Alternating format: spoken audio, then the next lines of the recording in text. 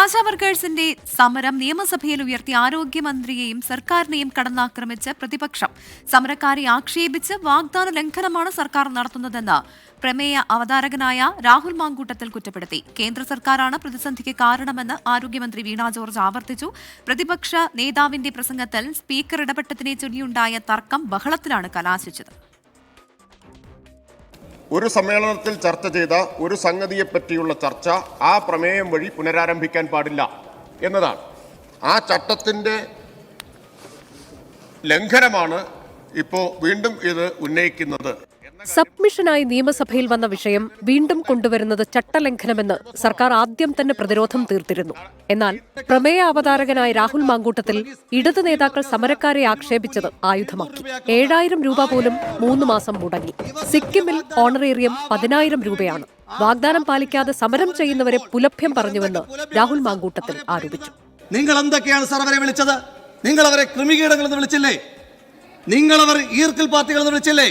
നിങ്ങൾ അവരെ ബക്കറ്റ് പിരിവാർന്ന് വിളിച്ചില്ലേ? എന്ന് തൊട്ടാണ് സാർ ഇവർക്ക് ബക്കറ്റ് പിരിവ് ഇത്ര അയിത്തമായി തോന്നി തുടങ്ങിയത്? കൊലയാളികൾക്ക് വേണ്ടി ബക്കറ്റ് പിരിച്ച പാർട്ടിക്കാരല്ലേ സാർ ഇവർ? അവർക്കിപ്പോ ബക്കറ്റ് പിരിക്കുന്നത് മോശം കാര്യമായി തോന്നുകയാണ് സാർ. ആശമാർക്ക് ലഭിക്കുന്ന 13,000 രൂപയിൽ 9,400 രൂപയും സംസ്ഥാന സർക്കാരാണ് നൽകുന്നത് എന്നായിരുന്നു വീണ ജോർജിന്റെ മറുപടി. സിക്കിമിൽ നൽകുന്ന ഓണറേറിയം 6,000 രൂപയാണ്. സമരക്കാരോട് സർക്കാരിന് അനുഭാവപൂർണമായ നിലപാടാണ്.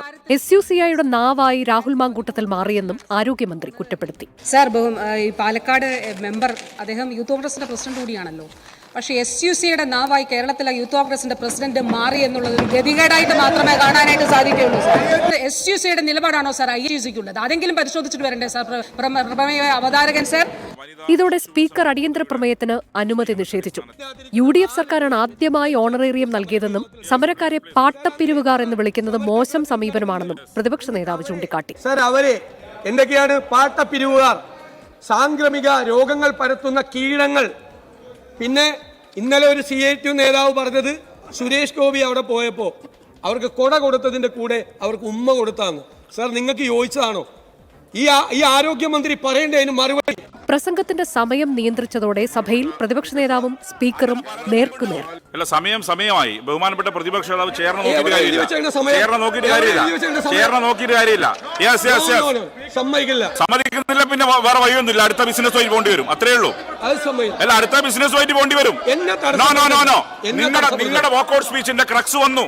പിന്നാലെ പ്രതിപക്ഷ അംഗങ്ങൾ സഭയുടെ നടുത്തളത്തിലിറങ്ങി പ്രതിഷേധിച്ചു. ബാനറും പ്ലക്കാർഡും ഉയർത്തി സ്പീക്കറുടെ മുഖം മറച്ച് പ്രതിഷേധിച്ചതോടെ നടപടികൾ വേഗത്തിൽ പൂർത്തിയാക്കി സഭ പിരിഞ്ഞു. ഈ മാസം 10-ന് വീണ്ടും സഭ ചേരും. 24 തിരുവനന്തപുരം.